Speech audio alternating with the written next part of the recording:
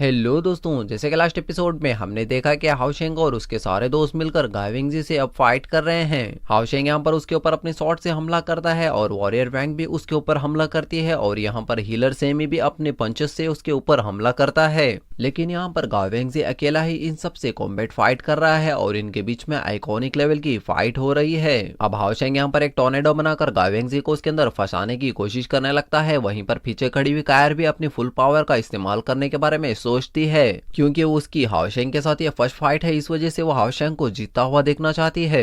वो एक mysterious attack को इस्तेमाल करने लगती है। यहाँ पर लड़ते हुए हाओशेंग और गाइवेंजी को भी बहुत ज्यादा इंटेंस अमाउंट में किलिंग ऑरा महसूस होने लगता है। ये देखकर सभी लोग बहुत ज्यादा शॉक्ड हो जाते हैं, क्योंकि कायर हवा में थी और उसके पीछे एक बहुत बड़ी फॉर्मेशन रोटेट कर रही थी। अब सभी लोग उसके पीछे में उसकी शील्ड बन जाते हैं। गाइवेंजी ये देखकर बहुत ज्यादा शॉक्ड है और एक बार में तो वो डर भी जाता है। यहाँ पर सभी लोग उस ऑरा की वजह से फ्रीज हो चुके हैं। तभी यहाँ पर कायर गाइवेंजी की तरफ एक शार्प ब्लेड को छोड़ देती है। कायर के इस अटैक का नाम 6 पावर ऑफ सर्कुलेशन है। ये अटैक की फर्स्ट फॉर्म है जो सर्कल ऑफ द आई है। ये अटैक जाकर गाइवेंजी को लगने ही वाला था कि तभी वहां पर उसके ग्रैंडपा आकर उसे रोक देते हैं। तभी यहाँ पर लॉर्ड जियाजे उसे डांटने लगते हैं और कहते हैं कि तुम इस पावर को ऐसे ही कैसे इस्तेमाल कर सकती हो, क्या तुम भूल गई तुम इस पावर को इस्तेमाल करने की वजह से तुम्हें क्या कीमत चुकानी पड़ सकती है। तभी यहाँ पर लॉर्ड जियाजे गाइवेंजी को भी डांटने लगते हैं और कहते हैं कि तुमने इसे इतना ज्यादा मजबूर क्यों किया इस पावर को इस्तेमाल करने के लिए। ये पावर इसकी नहीं है, तुम एक लीडर होने के नाते तुमने इसे क्यों नहीं रोका। ये सुनकर हाओशेंग बहुत ज्यादा शॉक हो जाता है और सोचने लगता है कि कायर असल में कौन है। यहाँ पर गाइवेंजी कहता है कि मैं तो सिर्फ इन लोगों का टेस्ट ले रहा था ताकि मैं इन सबको अच्छे से जान सकूं।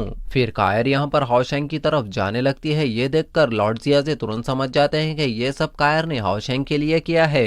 तभी यहाँ पर लॉर्ड जियाजे कायर को कहने लगते हैं कि तुमने सोच कैसे लिया कि तुम 6 पाथ ऑफ कल्टीवेशन का इस्तेमाल करके तुम गाइवेंजी को हरा दोगी। वो चाहे तो तुम्हें एक ही पल में हरा सकता है, वो तो सिर्फ तुम्हारे साथ में खेल रहा था। वो 6th रैंक बैटल पीक पर है, वो चाहे तो एक ही बार में तुम सबको हरा सकता है, लेकिन तुम लोगों की इतना ज्यादा इसे सीरियस ले लिया।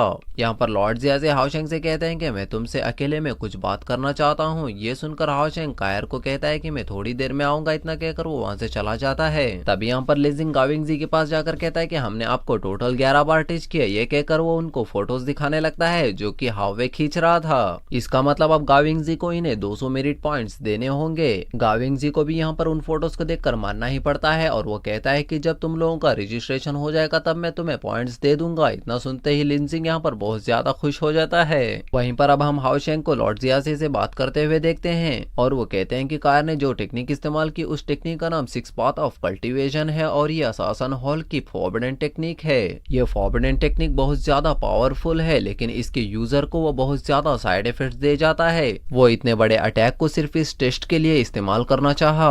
वो सिर्फ ये तुम्हारे लिए की थी। वो तुमसे बहुत ज्यादा अटैच हो चुकी है और वो तुम्हारी बहुत ज्यादा केयर और रेस्पेक्ट करती है। हाओशेंग भी यहाँ पर सोचने लगता है कि जब वो अपनी टीम में ना लेने की मिसअंडरस्टैंडिंग दी थी तो वो कितनी ज्यादा दुख में पावर रिलीज की थी और खुद को मुसीबत में डाल लिया था।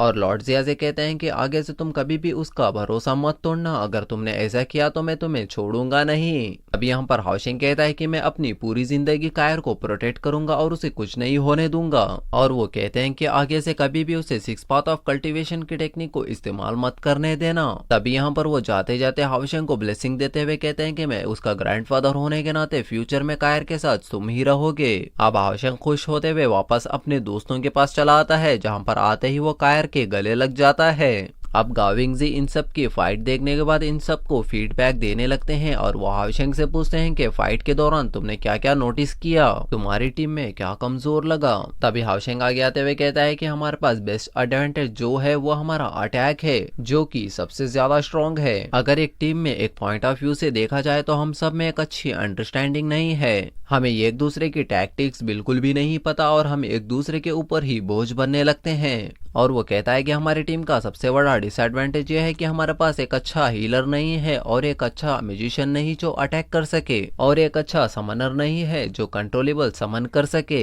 फिर गाइवेंजी चेरी से जाकर पूछते हैं कि तुम क्यों समन नहीं कर पाती, जिस पर चेरी कहती है कि मुझे भी नहीं पता, शायद मैं लेवल 7 पर जब चली जाऊंगी उस वक्त मैं गेट ऑफ लिविंग की स्पिरिट को अच्छे से कंट्रोल कर पाऊंगी। फिर गाइवेंजी कहते हैं कि अच्छा तब तक तुम एक टीम के लिए एक बर्डन हो। इसका एक सोल्यूशन भी है, अगर तुम किसी बीच के साथ सोल ब्लेड कॉन्ट्रैक्ट कर आओगे तो वो परमानेंट वो बीस्ट तुम्हारा हो जाएगा। और जब तुम 7th लेवल पर पहुंच जाओगी तो उस वक्त तुम एक्सपर्ट हो जाओगी गेट को कंट्रोल करने में। फिर तुम अच्छे से बीस्ट को समन कर सकते हो। ये सुनकर सभी लोग खुश हो जाते हैं और ये आइडिया बिल्कुल अच्छा लगता है। फिर वो लिंजिंग के पास जाकर पूछते हैं कि तुम अटैक क्यों नहीं कर पाते, जिस पर लिंजिंग कहता है कि मुझे नहीं पता, शायद मैं अटैक करना ही नहीं चाहता। फिर गाइवेंजी कहते हैं कि फिर तुम अपने डिफेंस को ही इतना स्ट्रांग बना दो कि अपने टीममेट्स को प्रोटेक्ट कर सको।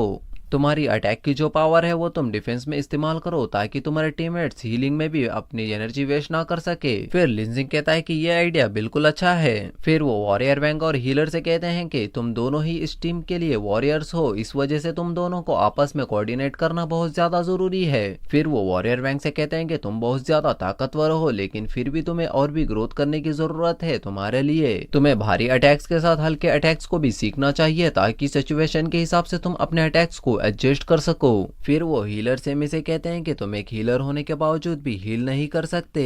तुम as the next therapist route को फॉलो करो, इसे बहुत कम लोग फॉलो करते हैं। ये बहुत ज्यादा रेयर है। आमतौर पर जो अटैक करता है वो हीलर नहीं बन सकता, इसीलिए हीलर सिस्टम में सीक्रेट मैजिक एनहांसमेंट बहुत ज्यादा कम देखने को मिलता है। इसका ताकत का अंदाजा हमें बिल्कुल भी नहीं है, इस वजह से तुम्हें इसे ट्रेन करके इसका ताकत का अंदाजा तुम्हें लगाना चाहिए। फिर वो कायर के पास जाते हैं और वो कहते हैं कि तुम और हाओशेंग दोनों रिलेशनशिप में हो, इस वजह से तुम्हें और भी ज्यादा सावधान रहने की जरूरत है, अदरवाइज तुम इसकी मदद नहीं कर रही होगी बल्कि इसके लिए बर्डन बन रही होगी। फिर वो हाओशेंग के पास जाते हैं और वो कहते हैं कि तुम इस टीम के लीडर हो, इस वजह से तुम्हें डिफेंस और ऑफेंस में दोनों में रहना होगा और तुम्हारी टीम के रास्ते में जो भी आएगा उसका तुम्हें खून बहाना होगा और अपनी शील्ड से इन सब की रक्षा करनी होगी। और अब से मैं खुद तुम्हें ट्रेन करूंगा। अब इनकी टीम एकदम तैयार है, लेकिन इनकी टीम में एक परफेक्ट हीलर नहीं है। इस प्रॉब्लम को इन्हें जल्द से जल्द सॉल्व करना होगा।